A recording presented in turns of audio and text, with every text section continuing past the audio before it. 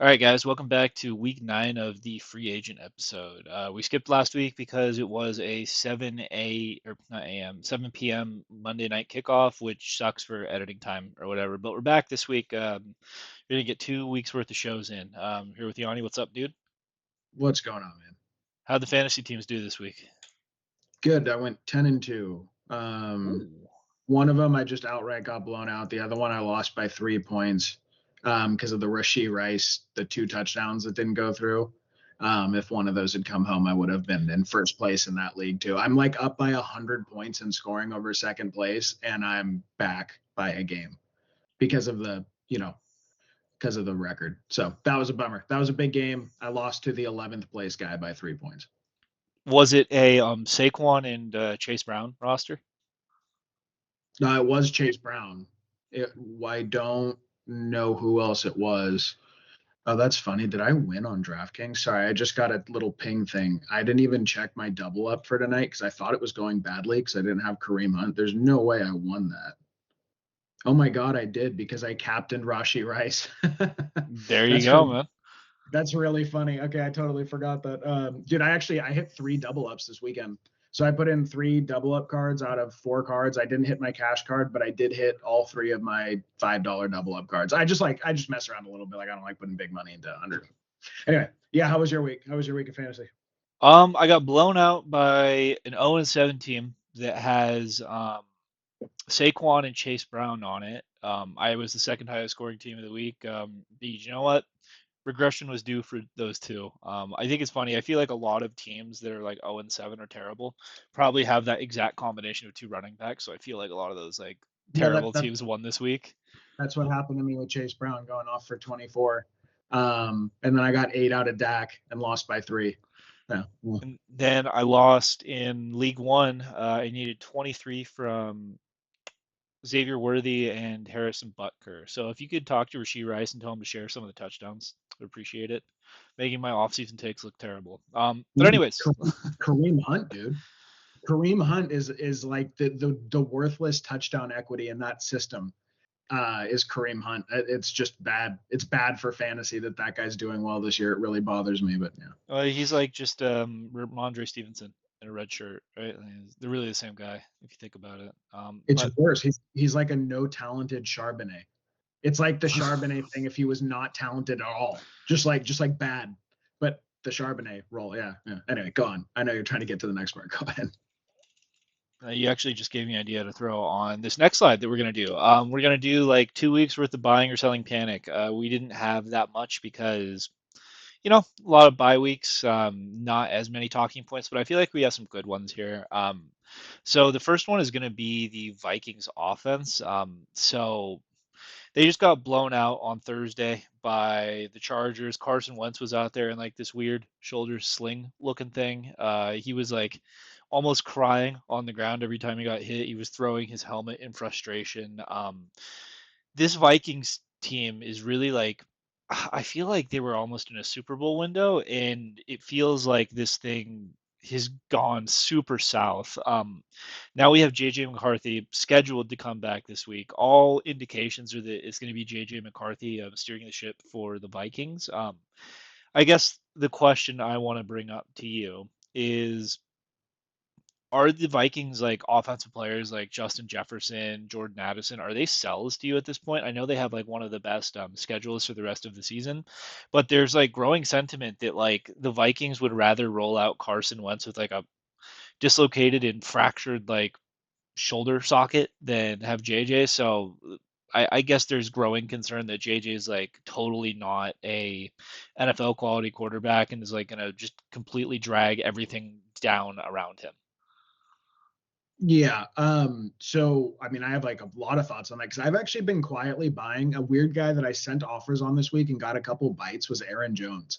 Um, I've been quietly buying on him because like he got 45 yards and a receiving touchdown in his one full game with JJ McCarthy earlier this year, and they have an incredible schedule for running back in the fantasy playoffs. So if you can go around cheaply, and Jordan Mason, see both of these guys are injury prone. If one of them goes down, the other one is a fringe RB1, especially with their schedule. So I would say for the backfield, if you can get them very, very cheap, don't pay real resources.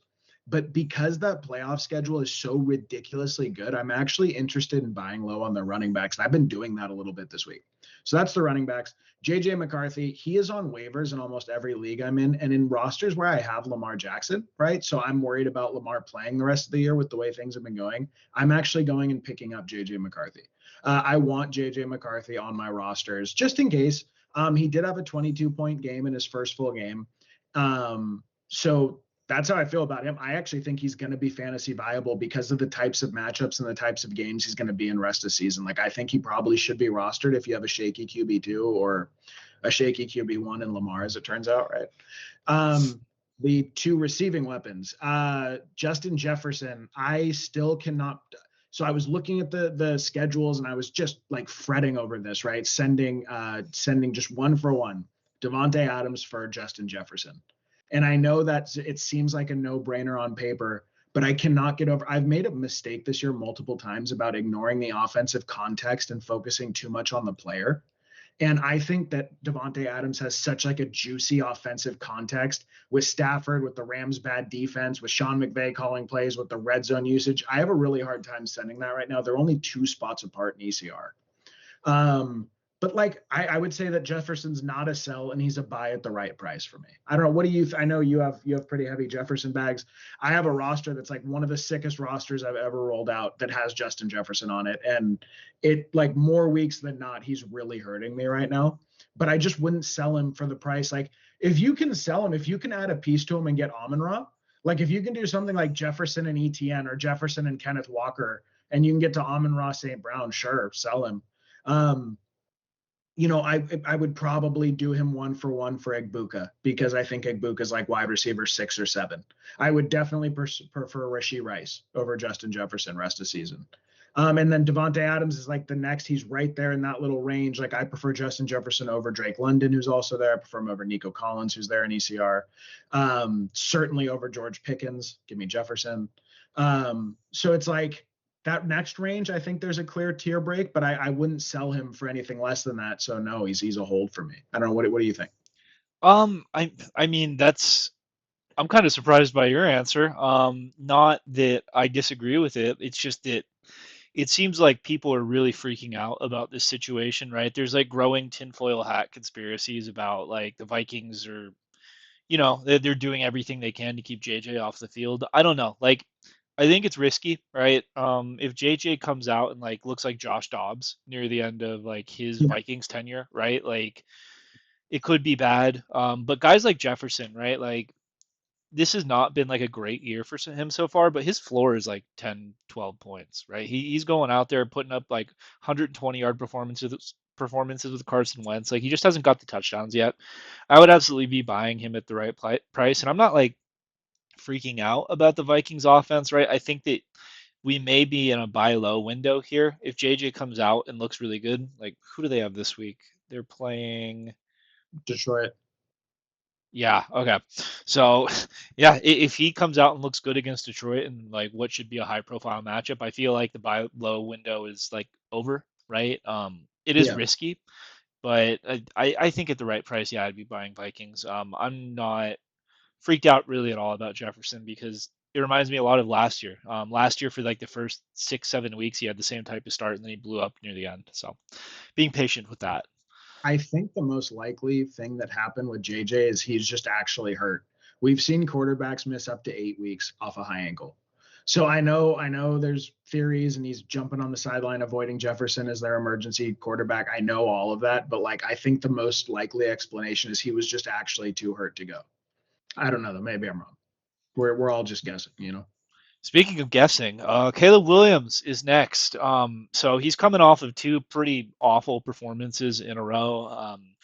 One of the things that I like to do during football season is after the Sunday games, I watch John Middlecoff and Colin Cowherd's podcast, and they were going on this big, long diatribe about how Caleb Williams simply is not a good quarterback, how Ben Johnson may move on in the offseason because he inherited this, right? Like it's funny. John said, so like obviously you probably chose to go there because of the situation, but that's not your guy that you drafted. You kind of inherited this. He's kind of shown flashes where he's really good. This is like one of my talking points that I've had for like weeks, and now I'm starting to see more people like get in on it, right? But he's extremely inconsistent. He misses a lot of throws. Something Hayden Wink said I thought was funny is he only has two speeds. He either like looks like your batteries went out in your controller in the pocket and he's not moving at all, or he's sprinting like as fast as he can to the sideline and like throwing an inaccurate throw down the field. So I guess panic meter from our Bears homer Yanni. Are you worried about Caleb Williams like potentially being a bust or not good enough or dragging down the fantasy options in Chicago? So I'm not worried about Odunze at all. I'm pretty worried about DJ Moore and pretty worried about my, long shot on Burden the third, and like Colston Loveland too. His snap count has been going up, but without Cole Kmet, he had 5.3 half PPR points. Like, what are we really chasing there? And that kind of kills me just because I loved Loveland as a player and a prospect, and it just looks like he's not going to get consistent enough usage. Um, so what's my level on and then the running game, by the way, the running game looks really good to me. The O line's playing really well. I think DeAndre Swift has played really, really well the last like 3 or 4 weeks. And Monongai, I think, is a guy. I don't think he's just a seventh rounder they're giving work to. Like, I think he's probably a average depth piece player on an NFL roster. Um, Caleb, I don't know, dude. I'm so you know me well enough at this point. You know my football takes well enough to know I really get like latched onto and obsessed with physical traits. That's just such a big thing for me because you can't teach them. You can teach decision making, and you can teach 1, 2, 3, get the ball out on time, and here's what my look is. And um, Caleb, as far as physical arm talent, as far as his even just his mobility, his like wiggle in the pocket, his out of off schedule plays, I think is really, really special. I think his arm talent is really, really special. But part of arm talent is putting touch on the ball, which he is now. I guess I should say arm strength. Um, Danny Parkinson, the other guy that Colin has on, the Hmm. Chicago journalist. He's actually from Chicago. He's like a Chicago guy, born and bred, done sports in Chicago his whole life, and he really tore Colin a new one when he said that Ben Johnson did not pick Caleb.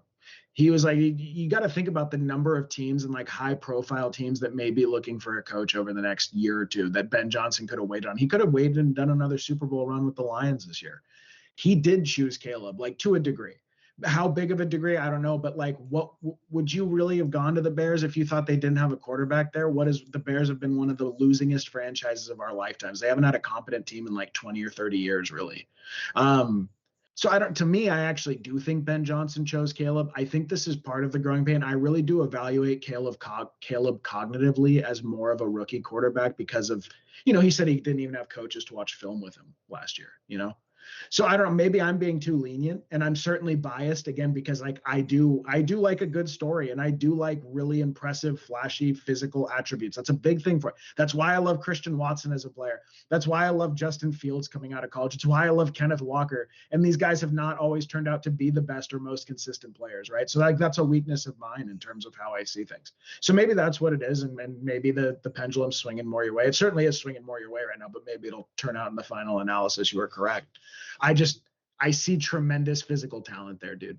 So like, can he get the decision making right? I don't. To me, that has to be a matter of mental reps, right? And maybe you really can't coach that out of the guy, but it seems like you could, right? Does it seem like you can't teach someone to make good decisions? I don't. Maybe. Um, yeah. So I don't. So what's my level of panic like? Out of 10 being I think he's a bust, one being I'm sure he's going to be a top 10 quarterback at some point in his career, like 5.5. It's leaning towards I'm worried that it's not going to pan out, but it's still right in the middle for me. You know? Yeah, I think that's like the reasonable take, right? I worry about exactly like you said, right? It's the decision making. It feels like Caleb like cannot stop playing hero ball to me, right? It's like the stuff we see Josh Allen do, and one of the best comparisons I heard is Caleb reminds me of like a prime Russell Wilson that misses all of like the deep throws, right? Like he has like that escapability, that shiftiness in the pocket. He can like escape pressure, but like he's overthrowing guys, he's missing throws. Like on the last play of the game against the Ravens, did you see that the fourth down on the goal line? Just totally missed DJ Moore wide open in the back of the end zone, like just wide open. No, the worst play to me was the interception from his end zone. Oh, that was Like just a horrendous too. Yeah, really like unforgivable decision and throw. No. So I just wonder, right? Because I don't think it gets better in terms of like head coach, like quarterback brain schematics than Ben Johnson. I know there was that story that came out. I don't know how legitimate it is, right? Nothing's been confirmed by the league, but there's a guy with a Substack. I forgot what his name was, and there was a story floating around about how Caleb may be dyslexic. Um, it may have a undisclosed learning disability, like that was happening during draft season, right? Because they took him one overall. They didn't even interview the other guys. They didn't bother to interview Jaden Daniels or Drake May. They just said Caleb's our guy, right? And at least there's a theory out there that he's having trouble memorizing the playbook. He's having trouble reading like the plays off the armband. So I don't know. The good news for me is I still see the flashes. Like the physical talent is there. I feel like, right. I think maybe give him the rest of this season about how he looks. I don't think he's going to be a bust by any means. I just am not. I would say it's more likely than not now that he's like this savior of the franchise, like he was drafted as, right? Like, and we see that all the time. Like Trevor Lawrence, he was billed as like the best prospect since Andrew Luck, and like he's still in the league. He's still a quarterback. He's probably overpaid, but he's like decent. He's not just a giant anchor on your team, and that's kind of where I lean with Caleb at this time. Panic meter, yeah, 4.5, 4, something like that. I think the most likely outcome is like a pretty good NFL quarterback, but not transcendent like we might have thought. All right, next one. The Falcons' entire team. I think this is very fitting coming off a drubbing to the Miami Dolphins. The laughing when you lose to the laughing stock of the league by 24 Yeah. points. I don't know. I don't know what to make of it. Right, their entire season has been like a roller coaster ride. Like they had the great performance against the Bills, right? They looked awesome against the Bills. Bijan looked great. Drake London looked great. Then you have these absolute stinkers, like getting shut out 30-0 by the Panthers, getting blown out by Tua and the Dolphins. I guess it's definitely not clicking right now. How worried are you that this thing just completely goes to zero? Are you still in on Drake London? I know that he's had a spotty season too, right? I think Kirk Cousins, I don't even have to ask you. I feel like he's cooked, right? But in terms of like Michael Penix, Bijan, I feel like is bust proof at this point because he's too good. But I don't know. Where just temperature check on like the Falcons as a whole. Like what do you think's going on there? How worried are you that this thing completely falls apart at the seams and like Raheem Morris is gone? No, well, Raheem Morris might be gone at the end of the season because like their front office has done some unforgivable things. Did you know right now the Rams have the 11th overall pick in the NFL? Do you know how they have that? Because Uh, they the traded for Falcons, Pierce Jr., right? yeah, just gave them one to move up into the mid 20s. Not the top 10, not the top 5, not the top 12. They just threw in a potential top 10 draft pick to move up like 15 spots. It's unforgivably stupid. When they drafted Penix, right? The big thing that the franchise had going for them, they had the 8th overall pick and they had a ton of cap space. They spent the cap space on Kirk Cousins and then spent the 8th overall pick on Penix. Absolute insanity, right? The money that went to Cousins, dude, you could have gotten 3 O linemen. So like I think their front office and their current head coach is like that's been a disaster, right? So that like 10 out of 10 on the panic. Bijan 0 out of 10. He's still close to pacing for a thousand season. Just ridiculous, like as far as fantasy goes. Does that offensive environment stop him from being in the RB1 overall conversation? Absolutely, right? He's not going to be in the same class as the Jonathan Taylors and the Christian McCaffreys of the world, I don't think. Certainly not Jonathan Taylor, maybe Christian McCaffrey. Um, Drake London, if they have their O line healthy, I mean, I think he's productive, and I'm wondering what I can't figure out with the Drake London thing because I know the Mooney targets are very real. He does not get the same target share when Mooney's on the field. But what I can't figure out is why they don't feed Drake London the way they do when Mooney's not on the field because the offense runs so much better when they do. Like it just seems like at some point, like, remember with Gibbs, what I was saying all summer, right? The reason I was so in on Gibbs is I just felt like at some point you have to realize the opportunity cost of using your other weapons and not using him. And like I thought he would get a 65-70% share eventually, right? That doesn't always work though. That's not always how NFL offenses work.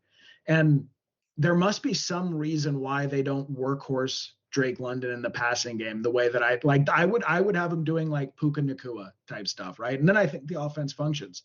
And I think we saw this week what happens when you don't have Drake London out there. The offense fundamentally is broken. Now, part of that's also Kirk Cousins is so bad. Um, so like Drake London, I think he's going to be a fringe wide receiver one now, more like wide receiver. Same place I'm sliding Nico Collins back. Same range as like AJ Brown. I don't even think George Pickens is up there anymore. He was for a little bit, but his volume's gone down a lot. But like, that fringe wide receiver one where there's going to be wide receiver 1 weeks, but then there's going to be wide receiver 2 weeks more often than not. And you're not going to get the steady wide receiver one that you drafted or paid for in price. Um, they lost 2 or 3 O linemen to injury in free agency. Jake Matthews, I think it's Jake Matthews, has gotten injured now. Their tackle. It's like when you have 4 or 5 lineman injuries, I think fundamentally your offense just breaks. It just is what it is. We're going to actually talk about that later with the Panthers, unfortunately. Just really hard to overcome, But no, I don't think they're going to implode this year. I think this summer, I think heads are going to roll this offseason though. Yeah, I agree with the front office stuff. Some of the stuff they did, like they traded up Oh in the top 10 to take Michael Penix when they had just signed Kirk Cousins to that deal. I don't know, like that's obviously awful, right? They drafted Pitts at 4. He hasn't really worked out. They just have some of the worst performances like I've ever seen. Like a team is not more live to just randomly crap their pants than the Atlanta Falcons. yeah, So in terms of like the fantasy guys, like I feel like it's mostly Bijan in London, right? And they're too good. They're too good to fade. Like maybe you could temper the expectations on Drake London, but like when you said Nico Collins, I definitely prefer Drake London to Nico Collins. oh yeah, For yeah, sure. yeah. So I would just like kind of cool the panic on the Falcons as a whole. I think that when Penix is back in there and Drake London's back in there, it's gonna look better. I think it will be marginally more consistent. I think though they're not like a trash team, right? They're not a joke of a team. They just have like these terrible performances. I think. Speaking of jokes of teams, the Las Vegas Raiders, they were on bye this week, so I feel like a lot of people kind of forgot about them, but I did not. It's just been the season from hell from there so far. Gino looks like he's regressed to like an insane level. I'm guilty of this in the offseason. When the Seahawks traded away Gino and they signed Sam Darnold to the big deal. I've always been like a Geno questioner, right? I haven't been one of those people like Mina Kimes that has been suggested that Geno's a top 10 quarterback or anything like that. But I was legitimately asked myself, like, is this better for the Seahawks even? Like, did they get a quarterback upgrade or downgrade? I think that it's very clear now. The Seahawks made the right move and a savvy move too, because they signed Darnold at like a great deal for what quarterbacks are going for nowadays. But the entire team is kind of been unwatchable. Brock Bowers obviously hobbled and out. He's scheduled to come back this week, which is good news. But they ran 30 plays in the last game they played against against the Chiefs. That's like the record for the least amount of plays in like decades. So I guess question I'm asking, do you have any optimism that with hopefully full run Brock Bowers back that this thing like turns around and they become a respectable offense that actually is fantasy viable in some way, shape, or form? Or is the ship sailed on this thing? Is it just broken and just sell whatever scraps you can and get out of this thing entirely? I wouldn't sell Brock. I don't think. I mean, what are you going to get? Like, if you can you get Tucker Kraft or Tyler Warren back for him? Sure, you can sell Brock Bowers, but would you? I mean, maybe if you can get like George Kittle back plus a piece, but I wouldn't sell him for anything less than that. And no one's going to give you like Trey McBride. I don't think anyone's going to give you any of those 4 guys, to be honest with you, right? So like Brock's a hold. I would. I mean, spoiler alert for my slides. I would be selling Genty 100% out. Dude, the offense is so bad. Like, I am kind of concerned about Brock Bowers' ceiling. Now, I have him in 2 rosters, and like one of them before it lost Mike Evans and Cam Scatterbo this week was one of the best rosters I had ever fielded, probably the best roster I had ever fielded in the history of my fantasy career. And it had Brock Bowers coming back. I have another one too that's actually done really, really well. And it has Brock Bowers coming back. Um, And I'm a little worried, not like that he's not going to have a floor. I think he's going to score 10 to 12 points each week, which at tight end is really good. But like when he really broke opponents' backs last year was when he would come in with that, 18 to 24 point performance, like that wide receiver 1 week. And like their play volume is so bad, their offense is so dysfunctional, and Chip Kelly didn't really show a willingness to give him like the centerpiece role of the offense, at least not through a week or two, and then he got injured, so we don't really know. I'm not that part. I'm not too confident in. So like I would get rid of Genty. I have no interest in Genty, and I am a little bit concerned that Brock's like wide receiver 1 weekly ceiling that he had last year might not be attainable right now in their current state. I still think he's going to be a top 5 tight end when he's back. So it's not like that's not a fade or anything. Maybe 6, right? If you're going to include McBride, Kittle, Warren, Kraft. No, that's 5, right? So, but right there. But I am a little. I don't know. Like I don't know what it was that. So I'm out on the Raiders. The Raiders are a dumpster fire, and I'm excited to get Bowers back, but I'm limiting my expectations. That's where I'm at with it. So I this might just be the Raiders homer in me. This might just be me like huffing some copium on what this Raiders team is. I think that Brock Bowers being hobbled and out, it I think it absolutely is on the board. It completely just ripped out like what this team wants to do offensively, right? Clearly the line is banged up right now, and unless they're playing like a bottom tier defensive line like the Chicago Bears or who else did Genti go off on? Like the Dolphins or like that type of D line that's just terrible. I don't think that he's going to be able to carry the team, right? The only game the Raider, or not the only game. Or wait, do the Raiders have one win or two wins? I forgot. But one of the by far the best Raiders performance we've gotten all year was with one half of a healthy Brock Bowers, right? They beat the Patriots week one. Definitely has potential to just be like one of those what the fuck happened games. We see those a lot, but I'm slightly optimistic that when Brock comes back, like it's gonna help Geno a little bit, because without Brock in there, right? Like you're asking Geno Smith to throw to like an unhappy Jacoby Myers and like Trey Tucker and Jack Betch, who just seems like he isn't ready yet, right? It's like definitely lacking weapons there, and Geno's not the type of dude who can like Yeah, drag these like subpar talent guys with him. So yeah. cautiously, I think like it's like a 4 or 5 win football team, right? I think they're like the New York Giants level of like football team, maybe even a little bit worse than that. But I'm Bowers would be a buy for me right now if you can find someone. If you can like throw Kraft and a piece at him, right, and get Brock Bowers, I would buy him. I think that like he's probably a top 3 tight end for me rest of season, just because I think that thing is going to be so centralized around him as a whole. So Kraft is the tight end 1 overall in points per game and scoring. You would add a piece to Kraft to get to Bowers. Yep, he averages less than 6 targets a game, Tucker Kraft, Okay. and his pop offs have been like in games where the Packers have been willing to throw with Jordan Love. To me, what happened on Sunday night, we're recording this on Monday, after week 8, right? So to me, what happened against the Steelers, where Jordan Love looked really good and the Packers looked really good, was the Steelers' corners and like secondary is trash, right? And it just happened to be a Jordan Love throw it around game. I think that a lot of times though, the Packers are going to be willing to be super run heavy. So I love Tucker Kraft. Like to me, he's a clear tight end one. You profited making that pick in the 8th or 9th round or whatever, right? But I feel like he is more live to have like those 4 to 5 point weeks, and I feel like Bowers' volume like is going to be really good. I definitely prefer Brock Bowers over Kraft rest of the season, for what that's worth. But maybe that's a hot take, right? It's hard to trade away the tight end one. I wouldn't blame you if you didn't do it, right? Because like I said, you already won. You made a profit on that pick. But that's just my take on it. All right, Jags wide receivers next. They were also on bye, so I feel like a lot of people probably forgot about them as well. But we finally had the big Travis Hunter game. I said it 2 weeks ago on the show. I was like, I'm happy we don't have to talk about this team.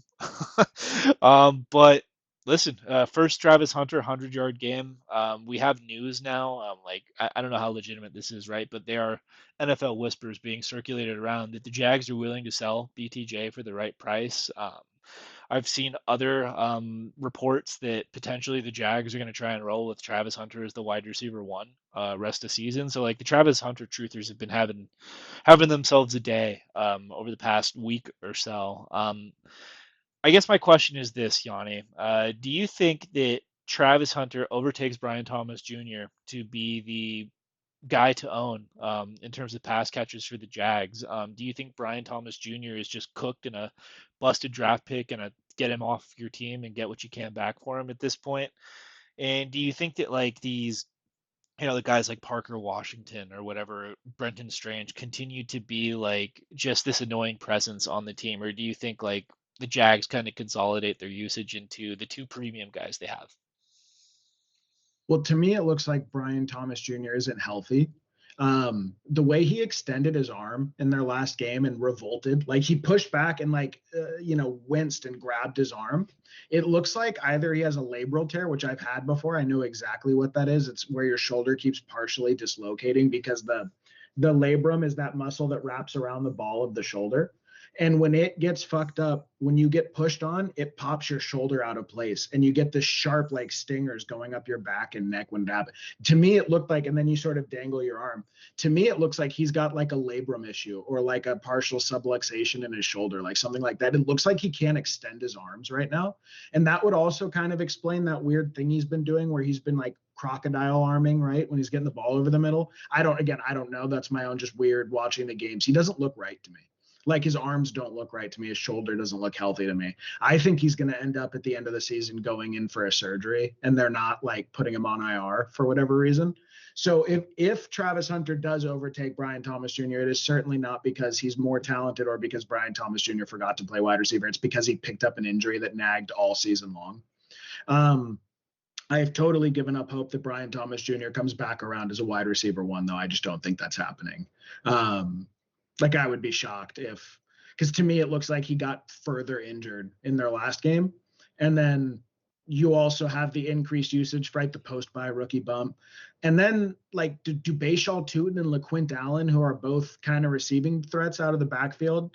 Do either of those? So Bucky Irving out of the break with Tampa Bay, his rookie year last year, who people have compared Bashaw to, he got 19 touches a game after the break. It went from Rashad White getting like 50 to 60% of the work to all Bucky Irving afterward. I'm not saying that'll happen here, but LaQuint Allen is actually a really good receiver too, the other running back they have there. I'm wondering, do those guys start to take up more of the opportunity share in the team? Does Travis Hunter take up more of the share? And then Brenton Strange coming back actually was kind of not a target hog, but like eating up a percentage of target equity every week, like, 4, 5, 6 targets. And he was pretty good. The offense has actually struggled since Brenton Strange went out. He was kind of their sticks mover. So to me, it's like this weird situation where I don't really think we know what we're getting out of the bye. And where I'll really be panicked is if he's questionable all week after like a 2-week break.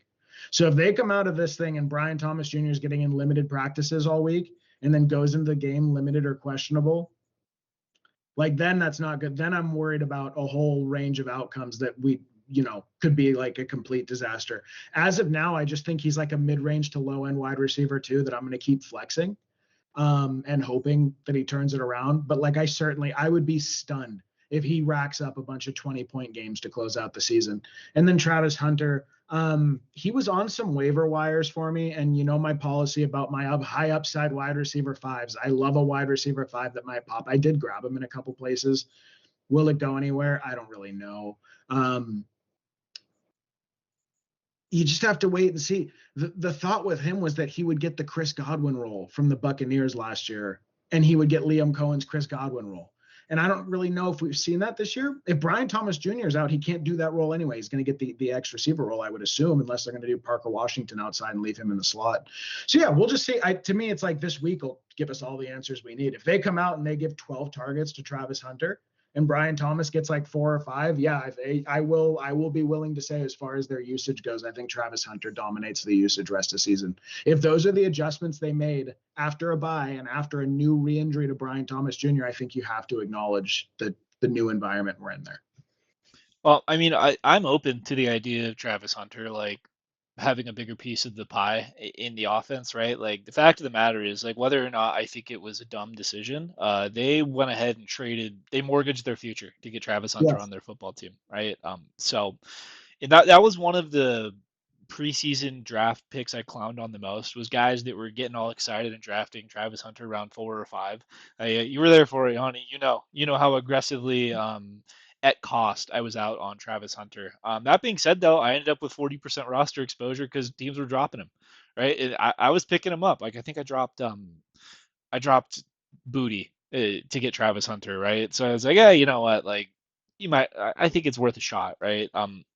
So what I'm not open to though is the idea that Travis Hunter is a better player than Brian Thomas Jr. And I Yeah. think that's what you said, right? Like it's not if the usage shifts towards Travis, it's not because he's better than Brian Thomas Jr. It's because there's something wrong there. So I think that I'll wait to see because I have a Brian Thomas Jr. roster. I'm gonna wait to see like what the practice reports are, right? Like if he's DNP'd with like a shoulder injury because he had the bye week to hopefully get better. I don't really know what's going on though. I know that Brian Thomas Jr. right now has the lowest catch rate on like what analytics would deem as a catchable ball in the entire NFL, and like it's very obvious to see, right? Like people are saying he has the yips over the middle and stuff. He's unwilling to go over the middle, so I'm gonna be patient with it. I will say this though. If Travis Hunter cost you a mid to low end wide receiver too, like you're kind of projecting him as the rest of the season, I'd buy him. I'd buy him just because of the upside of that player, right? We saw with Mac Jones what he was able to do. So yeah, I don't know. Like Let me give you a few guys. You tell me. I think these are all realistic guys you could sell Travis Hunter for. Tell me if you would prefer Zay Flowers or Travis Hunter. take Zay, You would take Zay. Pittman or Travis Hunter. take Pittman. Okay. See, like, dude, see, like that right there, just right off the rip. That's like a pretty serious. When we're talking about that range of guys, if those are clear takes for you, to me, that's pretty serious. Garrett Wilson or Brian Thomas Jr. Oh, I thought you meant or Travis Hunter. Sorry, can we? No, no, no. Brian Thomas Jr. Brian Thomas Jr. or Pittman. Oh,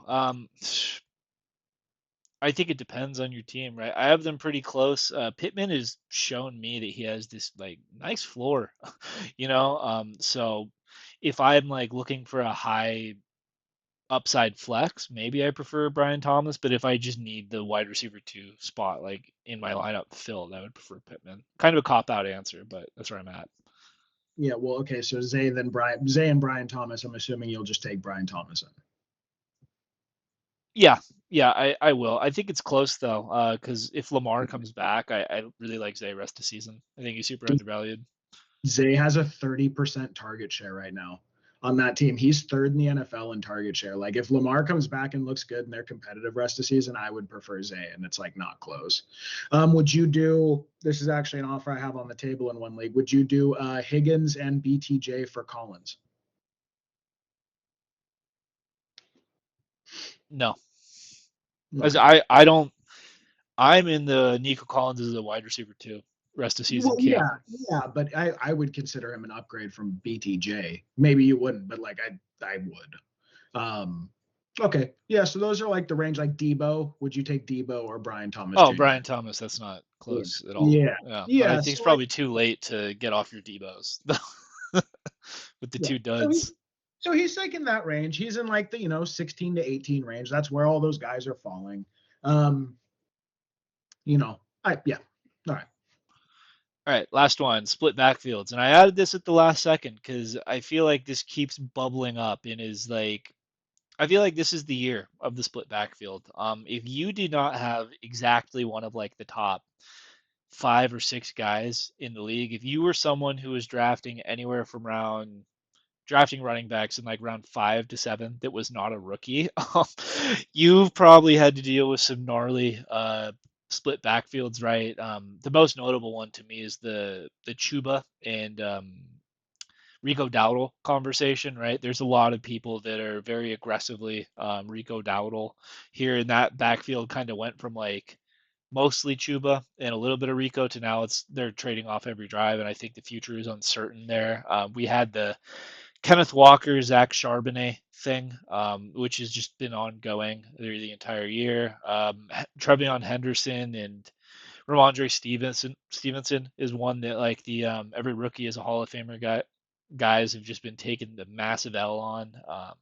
Kareem Hunt, Isaiah Pacheco, I've fallen victim to this. Like Kareem Hunt just won't go away.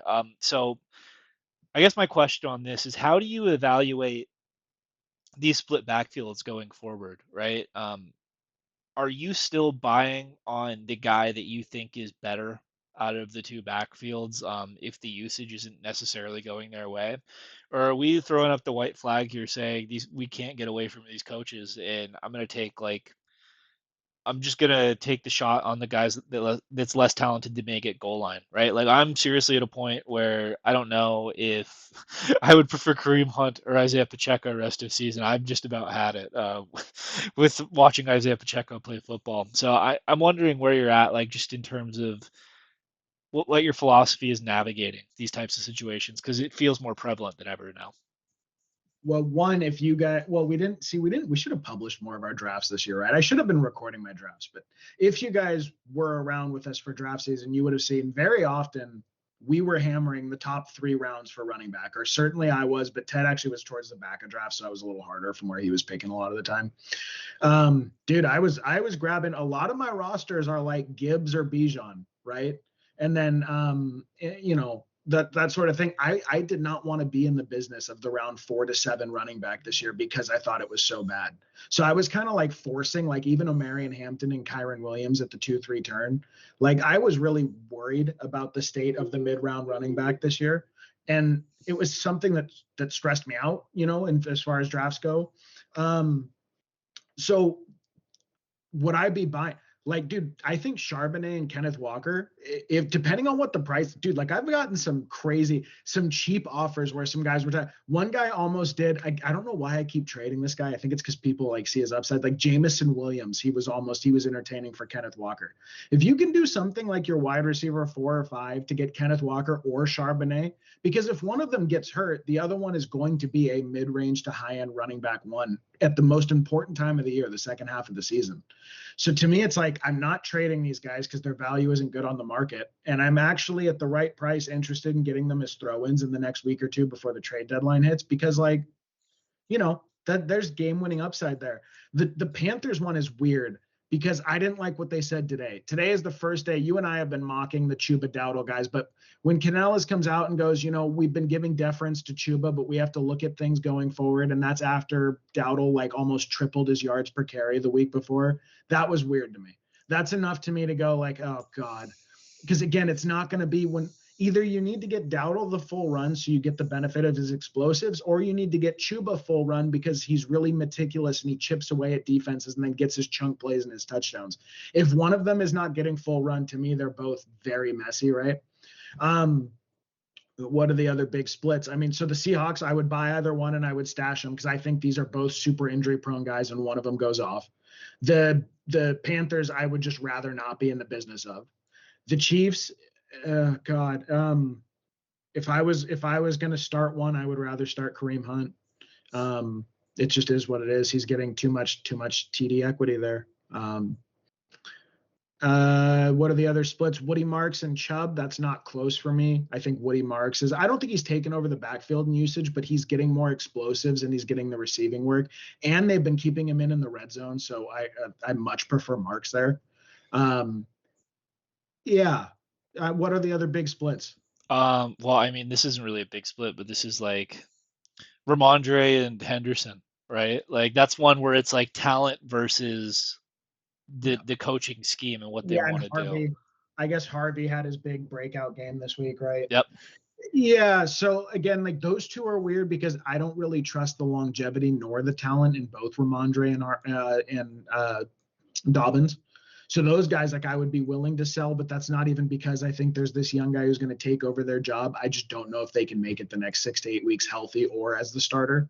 So those situations are a little grosser to me. And then I view Harvey and Henderson as purely like massive upside handcuffs, right? That's kind of all they are. They're not anything more. Like at least with Kenneth Walker and Charbonnet, you have a really good shot at a touchdown. Kenneth Walker is getting 15 plus touches most games.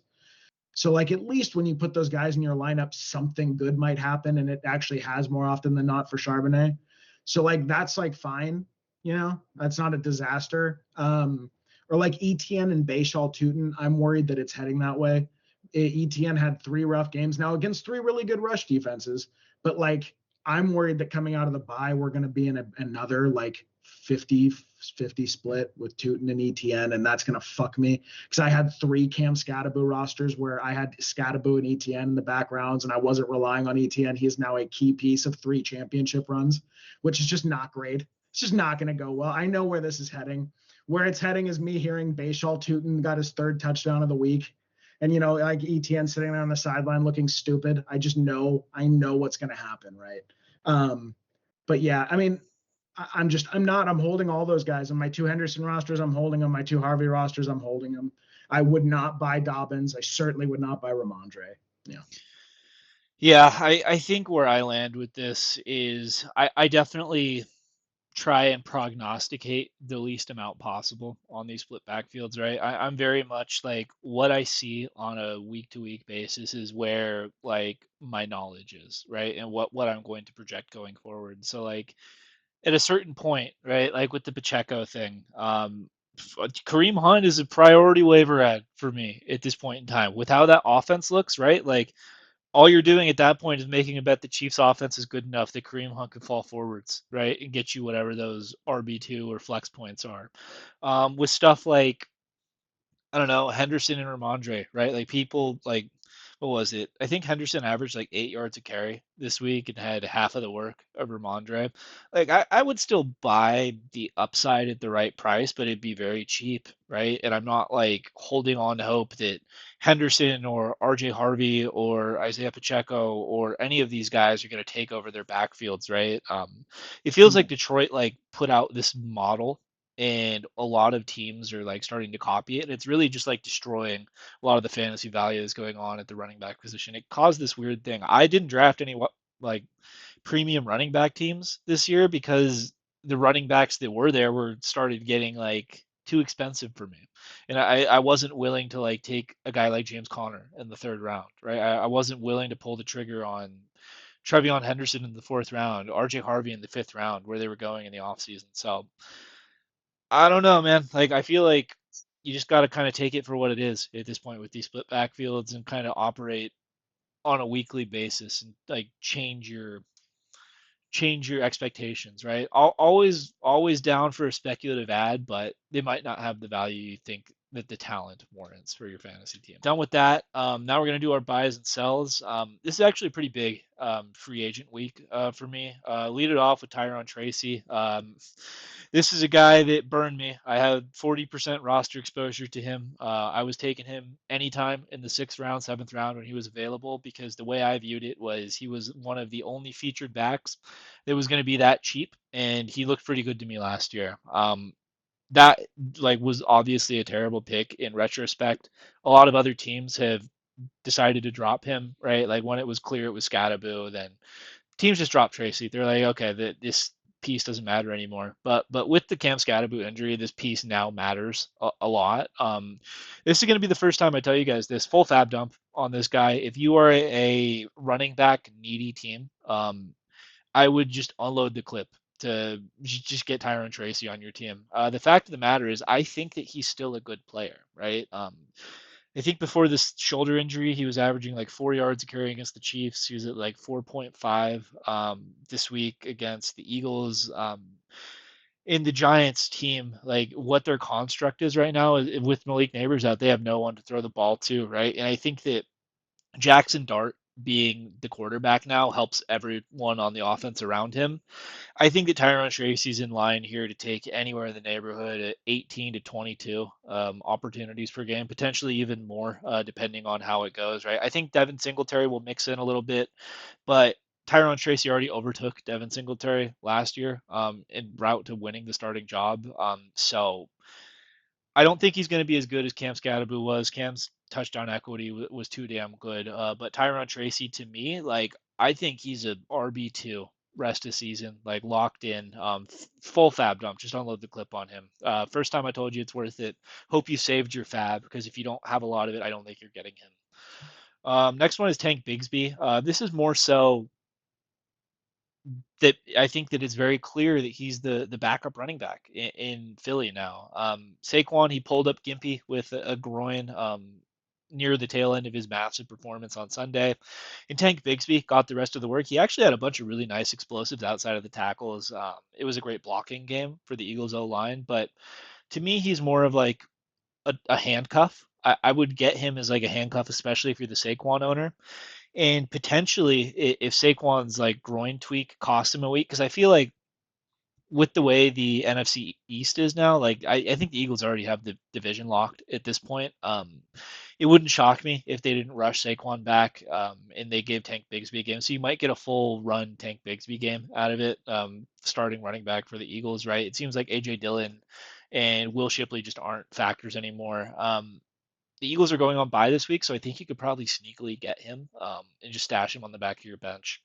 Kareem Hunt's my next one. We just kind of talked about this at length during the last slide, right? But I am buying in on this Kansas City Chiefs offense as much as I can. I understand the targets got spread out a lot today, but what I think they're going to have a lot of is touchdowns. And if they prefer Kareem Hunt on the goal line, I'll lean into it. I think he's available in like 30, or no, he's only rostered in 38% of leagues.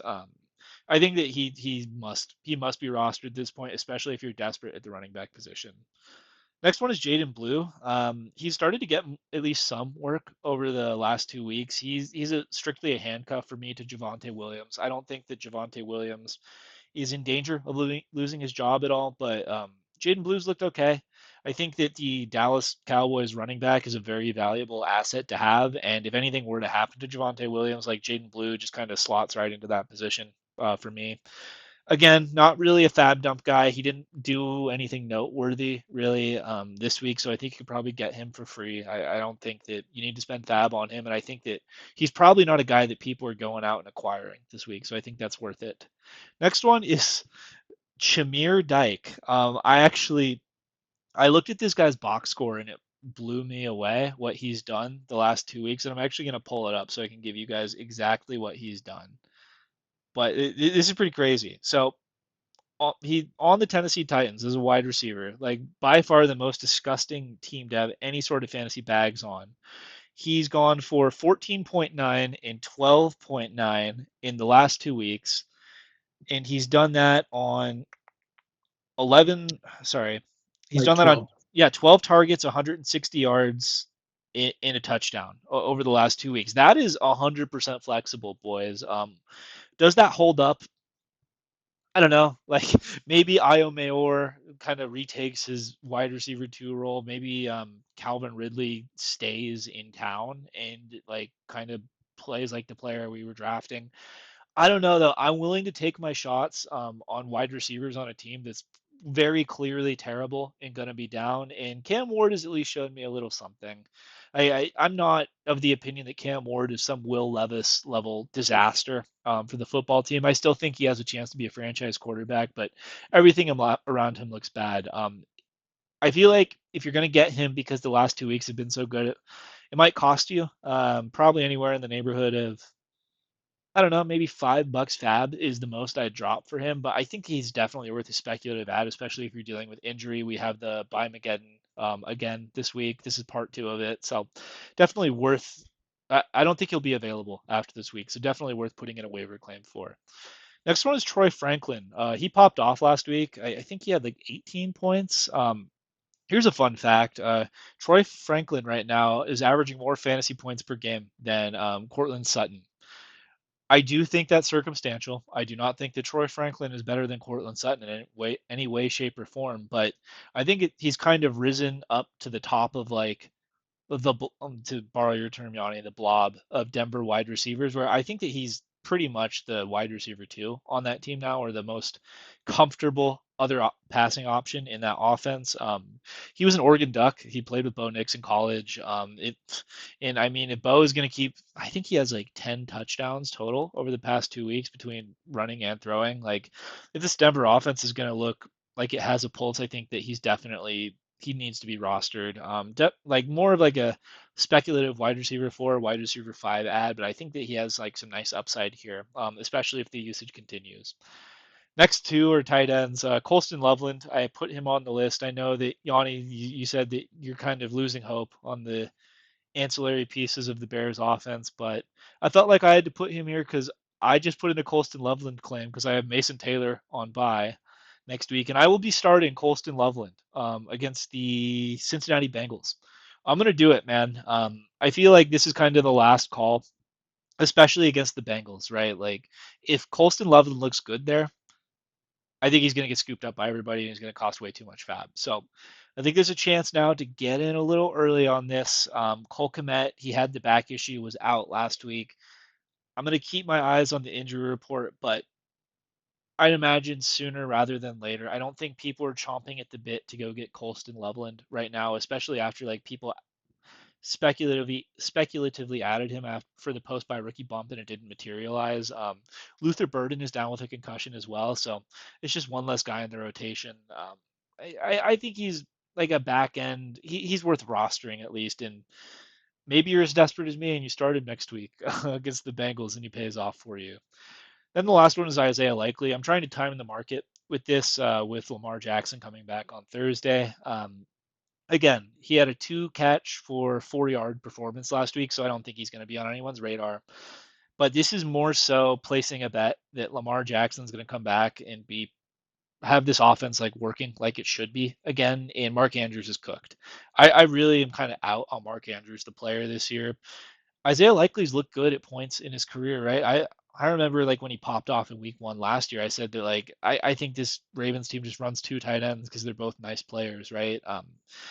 Definitely don't spend any fab on this. This is definitely a week early, right? Because if he pops up, then he's gonna start. People are gonna start blowing their number one waiver priorities or whatever on him, right? This is probably a player that you don't even need to do the waivers on. Like you could wait for the transactions to process on Wednesday or whatever, and then go pick him up for free, so you don't burn your waiver priorities. That's more of like the type of ad I would do, but tight end points are really rough this year, boys. So I'm latching on to anything that looks slightly like promising. And I feel like Isaiah Likely is a good player and he deserves to be on teams.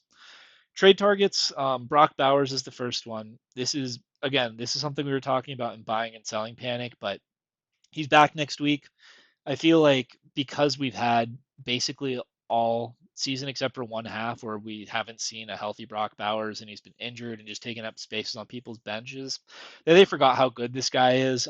I feel like with the current state of the Raiders, right? Especially if they cannot run the football with their terrible line, that Gino's going to have to drop back and pass. And I think that Brock Bowers has the upside to be a 8, 9 target a game guy. I think that he could be like the elite tight end one that people drafted, right? And people might just be sick of him. Like a lot of Brock Bowers teams, I would assume, are like have terrible records, right? Like maybe if you drafted really well, like that's not where you're standing. But I feel like a lot of 2-win, 3-win teams might be Brock Bowers teams. And if you offer them something like a Tucker Craft and a piece, right? That's something that I threw out there. Or maybe even Tucker Craft straight up. Like if they're just more interested in buying that, I would be buying Brock Bowers. I think that he's going to be the centerpiece of the Raiders offense going forward. And if that moves the needle enough for them to not be pathetic, then I think it'll be really good.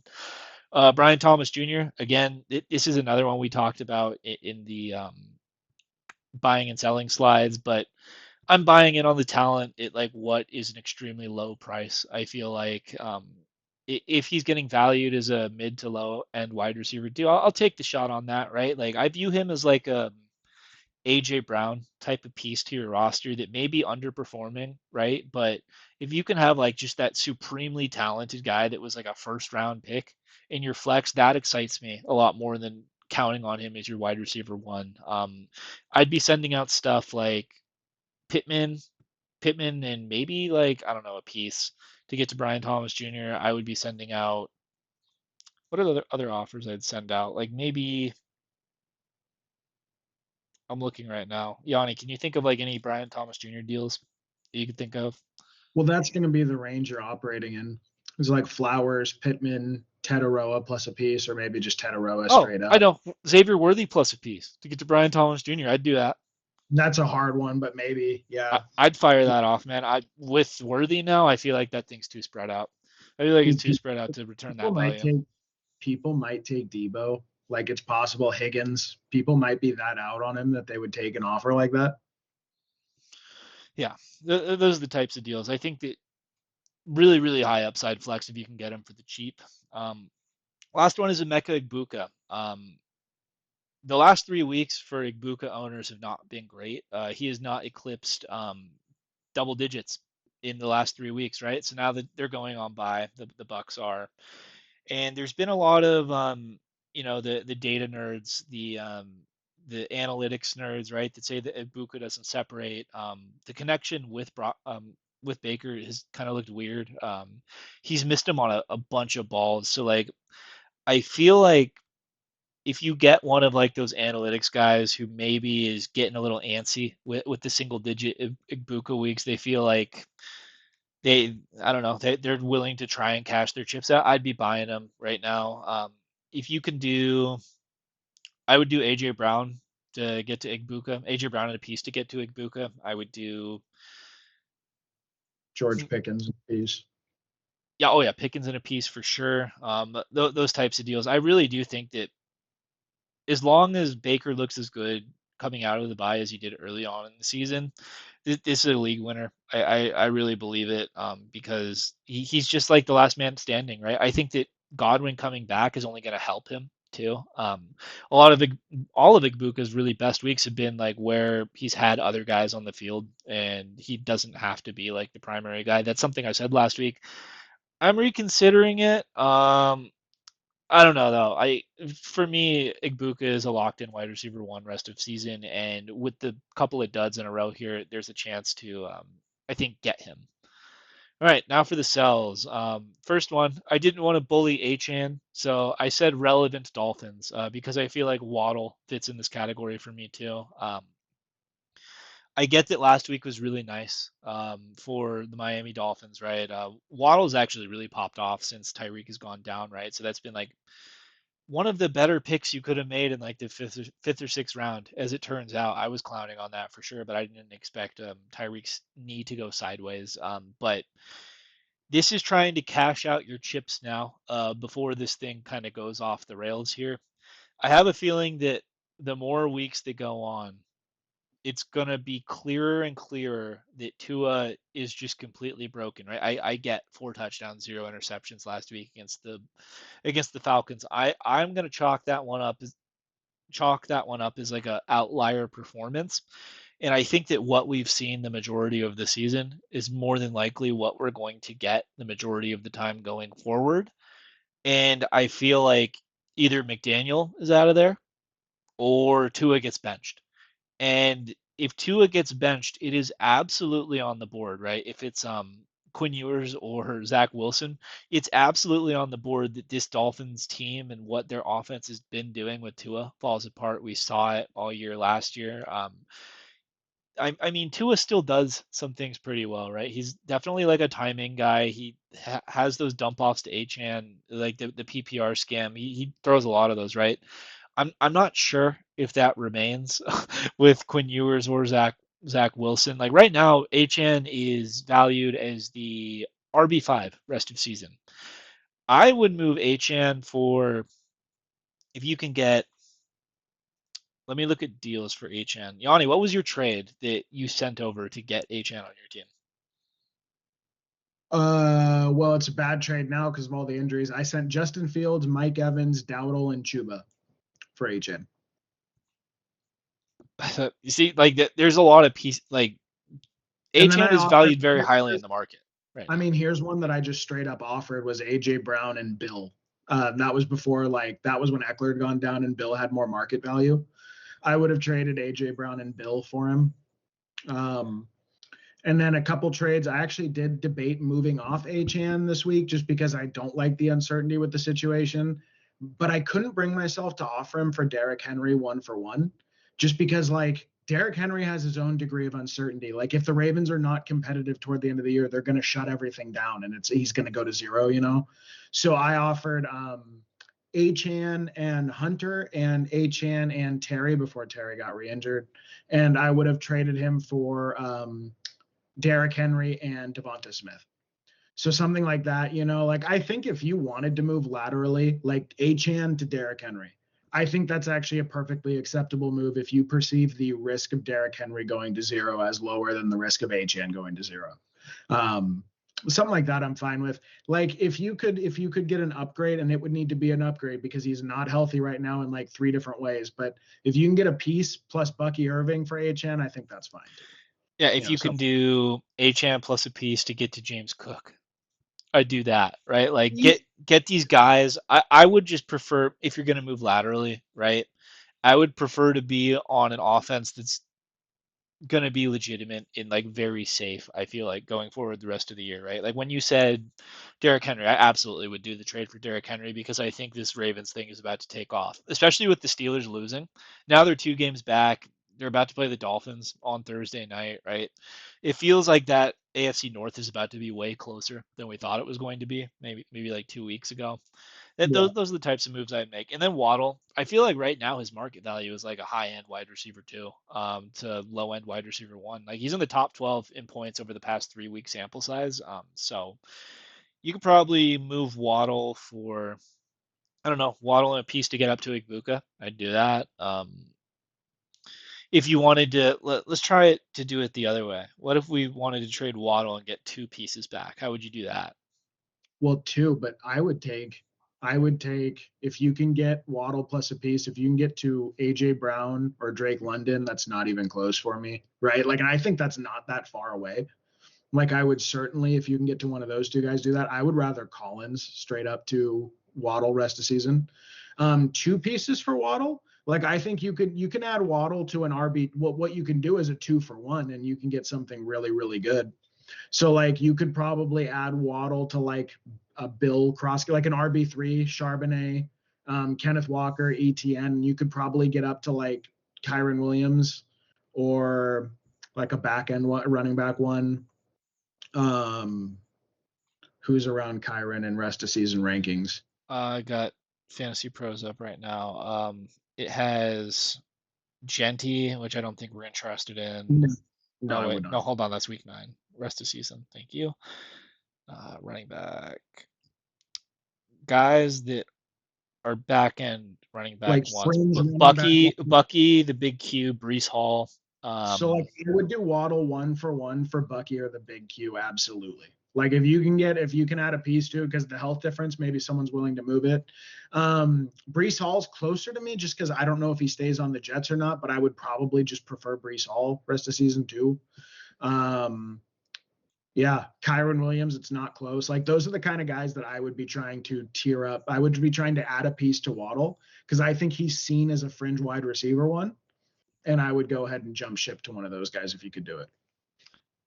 All right, next one. Chargers pass catchers. I originally just had Oronde Gadsden on the list here, but I thought about it and I was like, why am I trying to sell Oronde Gadsden? And I was like, well, it's because there's 4 guys in this offense that are all pretty damn good, and I don't know who's going to catch the ball every week, right? So this is based on the theory that these guys are all going to peck away at each other, and it's going to be hard to prognosticate, right? Like right now Keenan Allen is the leading receiver on the Chargers. We had 2 good Lad McConkey weeks in a row. We just had a 0 from QJ, and then Gadsden had a good week, right? Right now the Chargers have been like this really pass happy offense, but I feel like they might try and move away from it here, as they start getting guys back healthy. I know Hampton's still got a while to go before he's back. But Vidal has looked good enough to me that I feel like Jim Harbaugh is going to say, you know what, let's run the football a little bit more. I trust Kamani Vidal, right? Like this week they play the Titans, and I am sure that all of those Chargers guys are going to be anywhere from like the teens to high 20s. Like all of them, all of the wide receivers. I think Gats is probably going to be like a top 6 play. I don't think they're all going to get there this week. And Yanni, could you guess who's going to get there? Like against the Titans specifically? Like I have a really hard time deciding who that would be, right? No, the Titans are weird. No. Yeah, so it's like I don't know. If you just want to move off these guys and like consolidate, I would not blame you. All of them have like their different types of prices, so I don't want to give examples for every single one, but I will. I've been sending out Gadsden plus a piece for George Kittle, right? I've been sending out Gadsden plus a piece for Brock Bowers. I've been sending out Yeah. Keenan Allen plus a piece to try and get to who was I trading for before? Trying to trade for before, like the big Q. I sent that one out. So those are the types of deals I do. This is just kind of like if you would not like to play the guessing game on who misses on a particular week, right? And if you're a believer that Harbaugh and Roman still want to run the ball, and you're a believer that Kamani Vidal is kind of really taking a step forward here as a reliable running back. That's all it is. It's not that they're bad players, right? It's sell high for a reason. Like I wouldn't sell QJ this week, for example, but if he pops off next week, then yes, I'd be willing to move him for the right price. Nico Collins is the next one.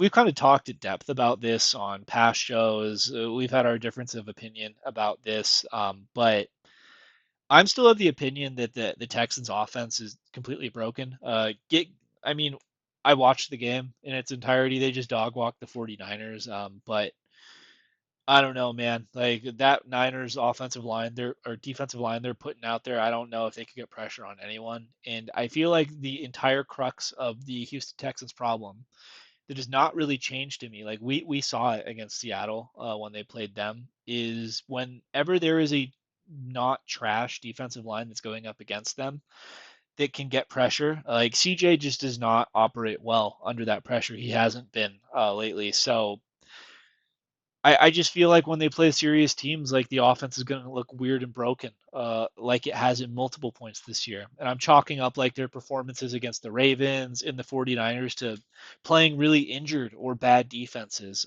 So where I value Nico Collins right now is like mid-range to like high-end wide receiver too, right? He's like in that class of like AJ Brown type of guys that are extremely talented. I love him in my flex because I think that presents really high upside, but I just feel like where the market's valuing this player right now is not correct. Like rest of season half PPR, we have Nico Collins ranked in the that's standard.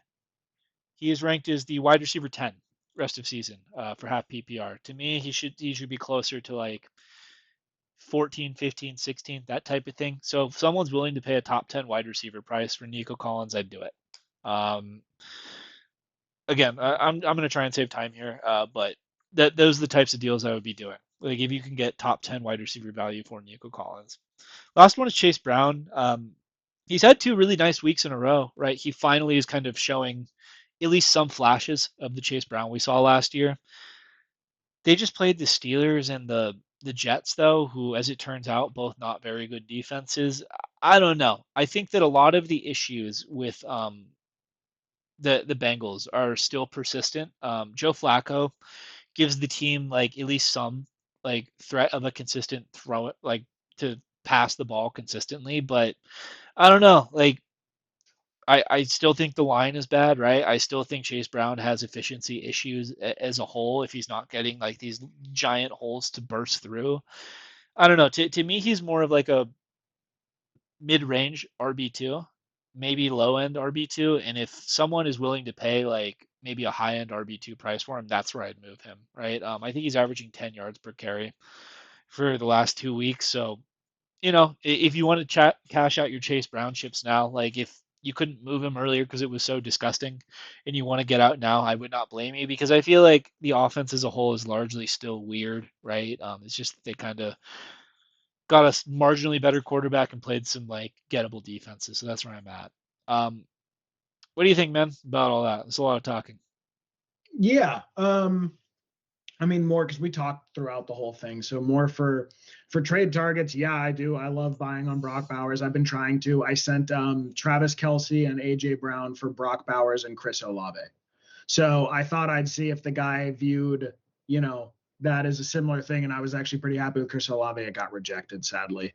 I just don't know. To me, there are 3 or 4 tight ends I would not trade for Bowers just because like I don't know if the upside's there. I don't blame you for feeling like it is, but like I could not get rid of a Warren or a Kraft right now for him. And I couldn't get rid of McBride and I couldn't get rid of Kittle. Kittle's maybe a little more debatable because he's come out slow, but I still think the touchdowns are just going to be there. You know, in the 2 games he's caught a pass this year, he's caught 2 touchdowns. So out of the 3 games he's played, but I don't know. I think that's fine. Egbuka is certainly a buy. Relevant Dolphins, again, like that's a price thing for me. I don't mind if you're getting a really bona fide RB1 in return for HN, but other than that, like I'm probably just riding this thing till the wheels fall off. He's like a top 25 overall fantasy scorer this year. But it's risky. It doesn't feel good. For the Chargers pass catchers, ironically, Gadsden is the guy I feel the best about because he has a unique role. He's their tight end. Like he's not going to be in the same Shark Tank competing with targets as the rest of the guys. Like I definitely feel the best about him having stable volume rest of season. I'm certainly shopping Ladd in a couple leagues. Like I'm trying for some pretty crazy trades. I'm trying to throw like Pittman and Ladd or Brian Thomas Jr. and Ladd and see if like I can't get up to a Justin Jefferson or a Rashee Rice or like one of those top 5 guys. We'll see. I'm not really getting responses on those. No one wants those 2 guys, but I am trying to like tier up with Ladd, like 2 wide receiver 2s and turn it into a top 5 guy. We'll see. Nico Collins, I mean, you know how I feel about that. He's actually still a buy for me. I still would. I think managers are going to be so fed up. They're talking about him maybe missing a second week with concussion. They have an extremely light schedule rest of season, and their offense does look like it's at least functioning better, granted against bad defenses, right? But they have a pretty soft schedule rest of season. There aren't a lot of killers on their schedule, and their playoff schedule is pretty nice. But I'm fine if you want to get out of that. I don't blame you. Yeah, and then Chase Brown. I mean, you know what I think about him. Ugh. But if you could add a piece to Chase Brown, like if you could do Keenan Allen and Chase Brown and get the big Q right now, or if you can do Keenan Allen and Chase Brown and get Kyron Williams, or T Higgins and Chase Brown and get Kyron Williams, something like that, I would totally support you doing it. Okay, my list is a lot shorter this week. I guess we both had Tank Bigsby on there. But my list is a lot shorter because I'm actually not like terribly interested in the wire. Unfortunately, I now have situations where I have sustained like such an incredible amount of injuries to my rosters. Like with Lamar not playing, I had to drop an extra player, right? With Brock Bowers, Brock Bowers was on bye, but with my IRs filled up in a lot of these leagues too, like I was dropping real players going into Sunday, and then I lost Cam Scatterbo on 4 or 5 rosters. So it's like, dude, I am now at the point where like I'm going through some of my rosters and I'm cutting 3 to 4 guys, like because they're injured or they were streamers for this week because I needed bodies. I have one roster that currently injured is Lamar Jackson, Puka Nacua, Garrett Wilson, and then Cam Scatterbo went down, and then Mike Evans went down. So like, dude, that's like so crazy. So I am hitting the waivers, and it's not fun. Like it is not out of a pleasurable experience. It is because I got destroyed, and that just is what it is. So these are the guys that I'm targeting: is Tank Bigsby, Baishal Tootin if he happens to be on waiver wires. I want to see what happens coming out of the break. Everyone Ted said, by the way, I think we're great. I think those are all great ads. Then the big one is Kayshon Boutte and Christian Watson. Kayshon Boutte has actually been balling out for 3 weeks now. I think Drake May is playing so well that you can at least have him as your wide receiver 5, put him in your flex, and any week you are live to get a 10 to 20 point performance out of him. That's an awesome wide receiver 5. Would you want to be starting him weekly? Absolutely not. But like, I'm very happy with that on my rosters if need be. He's a guy who's like been in and out of all my rosters throughout the year. I just keep picking him up and putting him back down, picking him up and putting him back down. I would probably just hold him for the rest of the year now.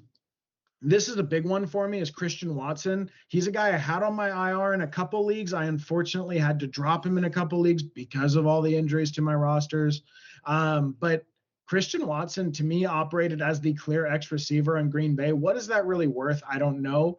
I do know that Golden and Reed are going to cannibalize each other's targets when it comes down to it, when they're both on the field. And Reed is coming back, right? I know that Tucker Kraft has a very distinct and locked-in role. I know that they like to run the ball. All of that is true. However, the one thing they have shown us is when Watson is in, he takes precedent over Dobbs and he gets a unique role in that offense. He looked really good to me. This should be during his 4-week ramp-up period off his ACL. He's not even 100%. Again, wide receiver 5s. That's what we're talking about here. Guys I want to stash that if they really pop by the playoffs, they are guys that I can plug in that are difference makers on my roster. Does Watson have that shot? I don't know. I want to find out, though. I want him on my rosters. I really do, especially if you're missing guys. Again, like I am going through, I need to replace 3 or 4 players, like just waiver wire fodder. It's a fucking mess. It stresses me out, man, because that is like, your roster is getting really thin at that point. It's just the way the season's been. Like, that's the kind of guy that I want on my team. I like Kayshon a lot better. Actually, much prefer him to Christian Watson, but I think both of those guys need to be rostered. Bam Knight. with the Cardinals going through and cutting Michael Carter, which is hilarious. They had him on a practice squad for 3 years. They saw him play 2 games and went, "You need to leave," which is objectively hilarious, but they did. To me, that indicates that they maybe are going to open up Trey Benson's practice window soon. They haven't gone and gotten a running back. They cut Michael Carter. Trey Benson was 4 to 6 weeks post injury. I also have him on 5 rosters stashed. I'm hoping this swings this way. But so it was 4 to 6 weeks after his injury. I believe he's at 5 weeks this week. They're going into bye. However, after the bye, they get Dallas. So if it is not announced that Trey Benson's back, you're going to get 1 week of Bam night against the Dallas Cowboys. That's pretty good. That's pretty good coming out of a bye. Like, I actually kind of want that. So, yeah, I would be going through and trying to add. He's a guy I went through and added today because of their bye. He was available on waivers. But if not, like, drop a few fab. If you need to stream a running back too, and it might be for 2 or 3 weeks, he's getting the goal line work. Amari DiMercado and Bam Knight are the only 2 running backs they currently have rostered. So for you 0 RB guys, for you hero RB guys, that's a big one for me. Yeah. And then Seattle DST. This is not a DST that should have been dropped on bye week. They're too good. And I went through and noticed in like 6 leagues, I was able to get the Seattle DST because they were dropped for their bye. I'm really excited about that. You can start these guys all the way up to week 15. They have like usable matchups. They have the Rams once in there, but they have a bad playoff schedule. So you're going to need to find someone for the last 2 weeks. But other than that, this is a set it and forget it defense. That is awesome. No 2 roster spots, no rotating, no blowing fab, no working the waivers. Just stick them in there and don't worry about it. That's what this is. And they were on a lot of waivers. Go and check. I would even say if you want to spend like $3 to $4 out of 100, 3 to 4% of your annual fab budget, like that's fine with me. I'm willing to do that for a defense I really like. They might be the difference in winning you a week or two, getting you in the playoffs. So keep your eyes out for the Seattle DST. Trade targets. I am sending my offers out on the 2 injured fellas that are due back anytime now. That is Bucky Irving and Trey Benson. If the Cardinals don't get anyone else, and Trey and Bam Knight and Amari DiMercado and DiMercado's like doghouse, man, beyond all doghouse. If those are the only 2 guys on the Cardinals for the end of the season where the Cardinals have some really nice matchups for running back, Trey Benson, like the sky is the limit here, really. He looked really good to start the season. He had an arthroscopic knee surgery, so it was 4 to 6 weeks, 6 weeks on the high end, 4 weeks on the low end. It looks like they're going to take the high end, so he should just come out of the gate running, hopefully. That's a guy I would be willing to send some decent size offers on, actually. Like I'm kind of aggressively going after that. I know it's risky, but I like the risk reward. And then Bucky Irving, I mean, we talked about that a lot. Bucky Irving's a guy who like has top 5 weekly upside when he's back. It just freaks me out a little bit that he's in a shoulder sling right now. Apparently that is because of a shoulder subluxation or dislocation, like similar to what Xavier Worthy had, just not as severe. So that's a little bit concerning. I would maybe moderate what you're willing to pay for him, but you know, I think their owners are probably doing pretty poorly. So that's someone who I'm definitely interested in. They didn't put him on IR, so in theory he should be back this week. But I said that about Terry McLaurin, and we all saw how that turned out. Both all the last few weeks, and then tonight he goes out and has a great game and gets hurt right away. So just is what it is sometimes when you're buying on injured players. And then this one's an odd one, but it's a peculiar one, but it's one that I like because it's so inexpensive. I've been sending weird, kind of annoying offers for Aaron Jones. Like I sent Matthew Stafford on a Lamar Jackson roster because the guy didn't have a quarterback and he accepted. I got Jerry Jeudy plus I forget, it was some random handcuff off the waiver. I think it was Jerry Jeudy plus Kyle Monangai for Aaron Jones. It's really not like it's a long shot here what we're going for, but to me, he has such a good playoff schedule for running back. And if JJ McCarthy can't push the ball downfield, he utilized him a lot as a pass catcher when he was in there. So I think he has standalone value as a low end flex. If Aaron Jones goes down and we get, if Jordan Mason goes down and we get full run Aaron Jones towards the end of the fantasy playoffs, like I think he could have 20-point weeks in there. I forget it. I think it's the New York Giants. I think it's the New York Giants and the Chicago Bears are in their back end matchups. They're really appealing. Like if he's cheap, I want Aaron Jones stashed on my bench for any team that you think is going to make the playoffs. I don't know if that'll really matter. It's a long shot, but it's kind of a long shot I'm taking. Zay Flowers. Zay Flowers is currently 3rd in the NFL in target share at 30%. He is right up there with the Jackson Smith and Jigbas of the world for target share. It just hasn't materialized in anything because he's had Cooper Rush and Snoop Huntley passing him the ball. They have an extremely light schedule rest of season. They have games where they're going to have to be passing because their defense is so bad. Lamar's back. I think they're in the playoff hunt. To me, Zay Flowers is like a sneaky top 15 upside guy. I really wonder if he's going to push for it. In the first 2 or 3 weeks, he was on fire. I really wonder what his ceiling could be if everything hits right. On an individual per route basis, he has been way better this year. He's actually experienced a personal breakout from like separation metrics and route win rate. It just hasn't materialized yet. I think you can get Zay Flowers cheap. Like I'm kind of interested. I've been doing my due diligence on that, messaging managers and leagues. They're actually weirdly like not willing to move him, which has been interesting to me. I don't know where the emotional attachment to Zay Jones because people have like been unwilling. Just no, go away when I try to inquire about him. I'm not sure why. And then Cortland Sutton, I'm aware he's been outscored by Franklin this season, which is actually pretty amazing. He's had a rough like 2 of the last 3 weeks, or maybe 3 of his last 4 have not been good. I still believe that this is a high-end wide receiver 2 rest of season. I think he's more attainable than ever. I think you can make a lateral move. Like I wouldn't be surprised if it's not that hard to get from Pittman or Higgins to Cortland Sutton, like by adding something small to one of them, or maybe just 1-for-1 in the form of Pittman. I would still prefer Cortland Sutton to Ladd McConkey rest of season. So if you could do that, I would do it. I prefer him to Brian Thomas Jr. rest of season. So if you can if you can just make that little switch right there with one of those guys, I would be doing so. What do you think of the trade targets, Ted? The free agents aren't terribly interesting. What do you think of my trade targets? Do you hate them? Do you love them? You're usually not a fan of buying the injured guys. And I'm saying to do that with 3 running backs. Well, So I mean, Bucky's almost back, right? So I think the issue there, with getting Bucky is going to be that guys that have him in their IR spot, like, are really counting on him to come back, right? Adrian's team is a good example. He's a Derrick Henry and Bucky roster, and he lost James Conner, and like that guy's just been waiting for Bucky to get back. I was trying to pick Bucky off his roster like 3, 4 weeks ago. He wouldn't move him, so I feel like you have to pay up to get Bucky. But with the optimism that I have about the Buccaneers offense as a whole, yes, I'm buying him. Trey Benson, yes, at the right price. He's actually on waivers in the league with my super team in it, so I'm gonna go get Trey Benson now that you mentioned that. Bam Knight's there too. They're both sitting on waivers, which is pretty amazing. But yeah, I like buying Trey Benson for the right price. I think that it's very clear it's probably his job when he comes back because Bam Knight and Michael Carter on a per touch basis were pretty damn close to each other. Just for whatever reason, I don't know if Michael Carter said something nasty in the locker room or what, but they just wanted him out of there. But I think he's significantly better than what they have on that roster, yeah, right? Aaron Jones, I see the vision behind it.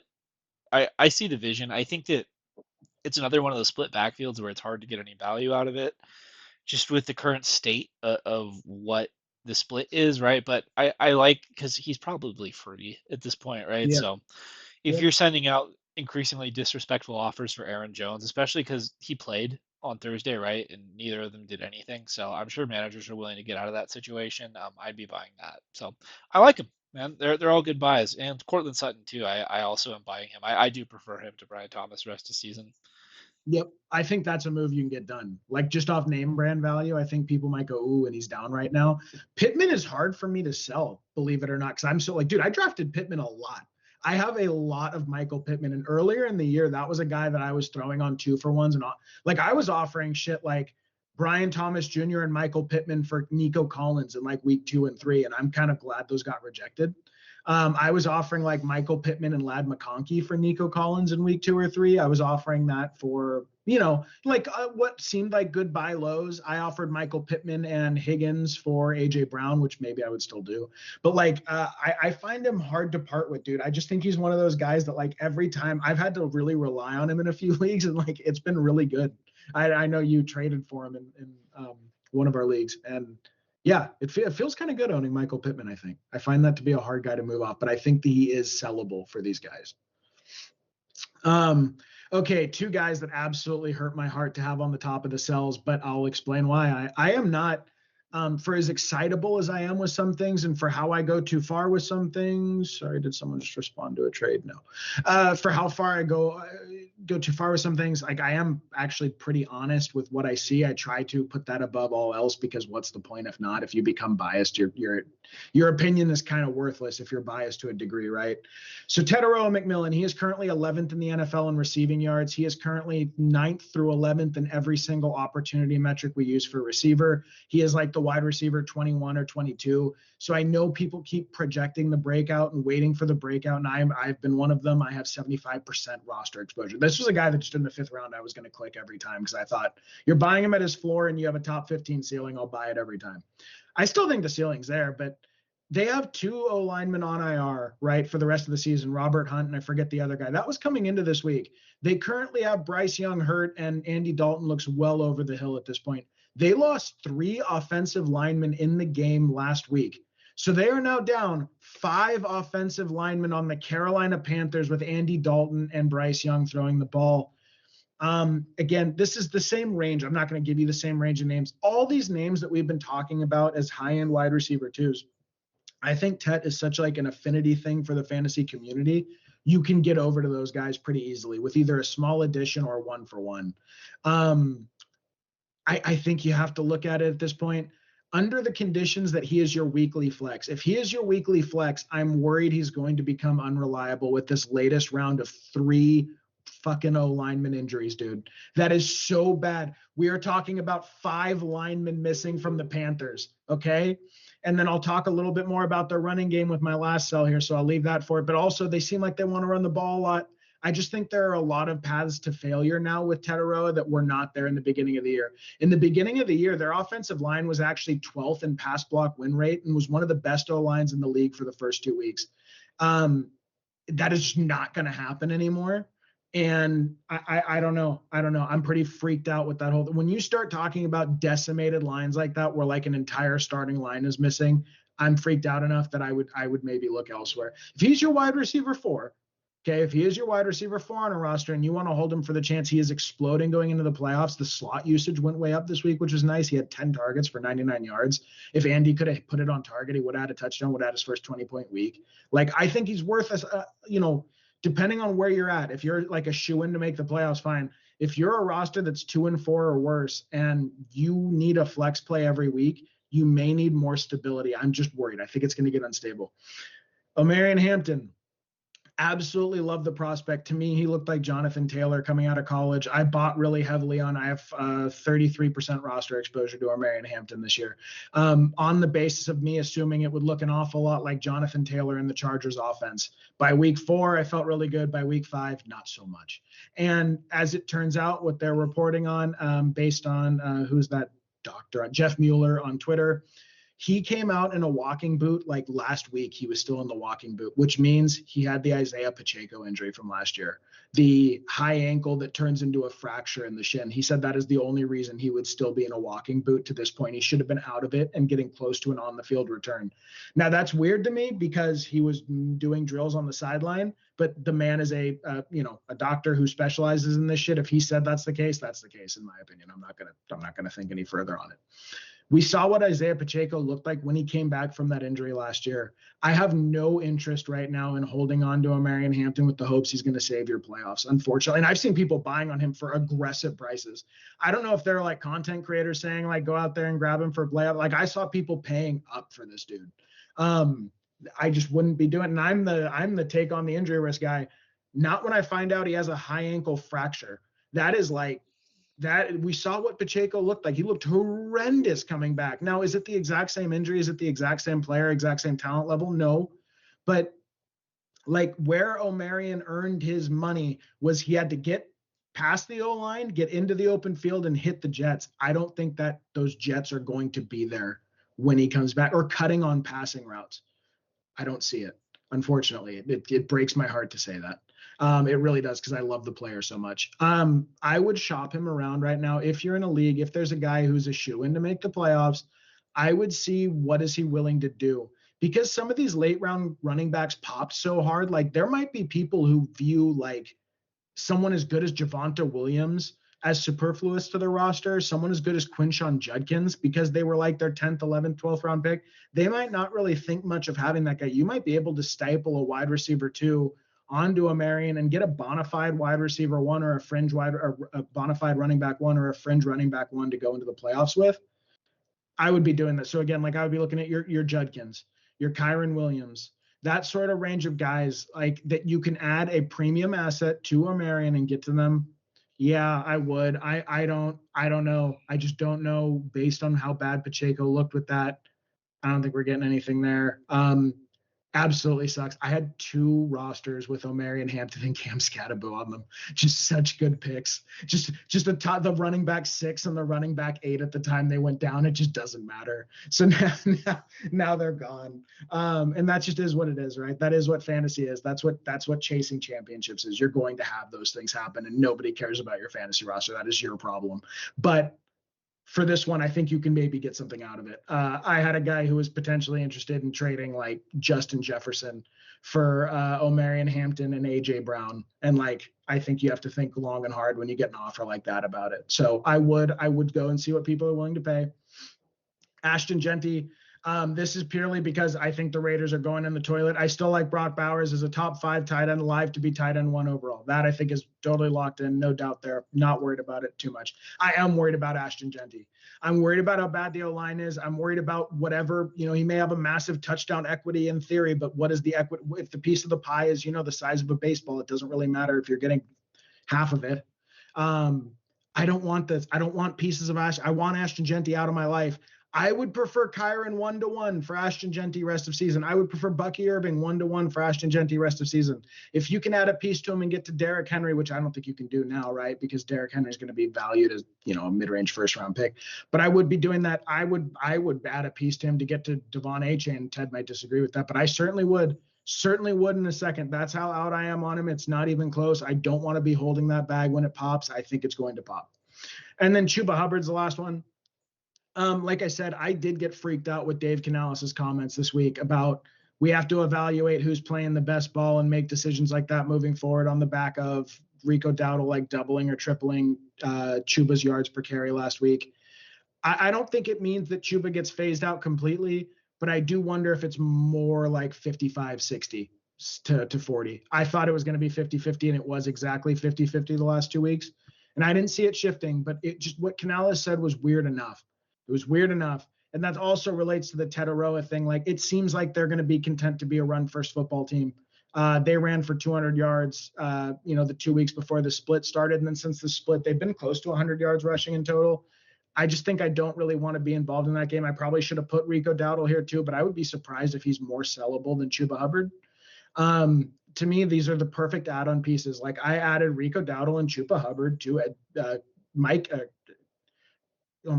Evans with Justin Fields, and I got to Devon Achane. That's exactly the kind of thing I would be trying to do. I'm going to try to add, I have a Rico Dowdle roster. I'm going to try to do Rico Dowdle and Michael Pittman, and I'm going to see, like, will someone give up AJ Brown for that?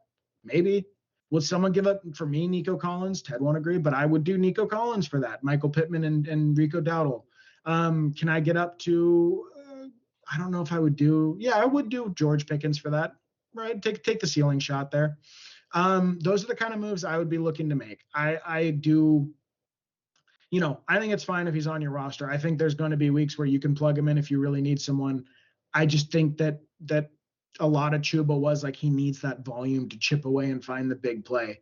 And he's more talented than a volume back. That's kind of a pejorative. I'm not trying to say that about him. I just do think there's real questions there now that were not in the beginning of the year. What do you think of my sells, Theodore? You must be happy to see three top 5 round drafted rookies on there. Well, I mean, I'm proud of you for putting Tet McMillan on there, man. Something that you said that I am just over the moon that you said was like kind of preying on the truthers, right? Like Tet McMillan is beloved by certain members of the fantasy community.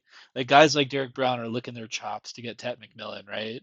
From prognostication. I feel like, yeah, it's just the situation. It's not the player. I think that he's a significantly better football player than he's a fantasy asset at this time. And we've seen things that are like encouraging the past couple weeks, but I feel like the passing game just has potential to just completely go out the window. As for Hampton and Chuba, I'm gonna kind of throw them in like the same category here, and you'll see why, right?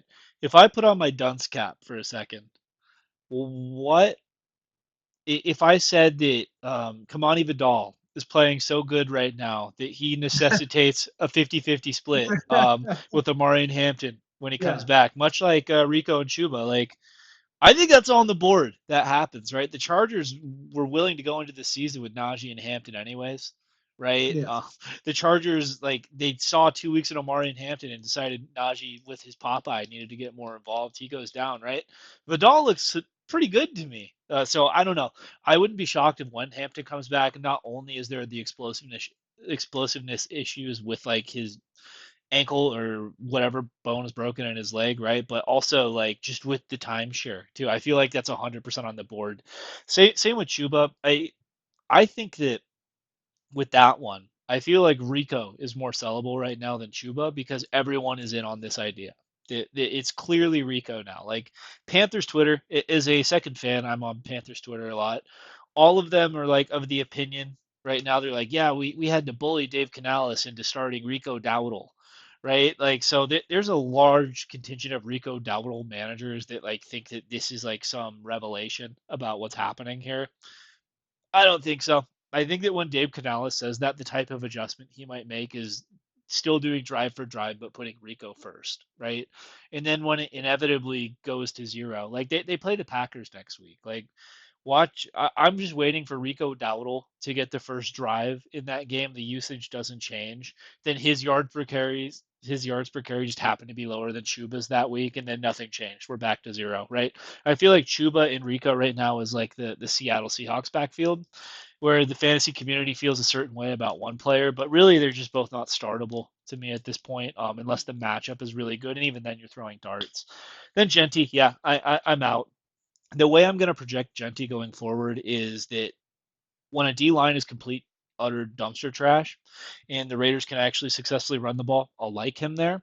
But he's almost like I would find myself if I was a Genty roster, like trying to find ways to dodge those matchups. And this is kind of like the way you talked about Jamar Chase, right? Like, hey, if this is a conditional player for you, like just go ahead and trade him then because the value is too high. So while I don't think he's just zero the rest of the year, like I don't mind getting out of it either, given the landscape of the team.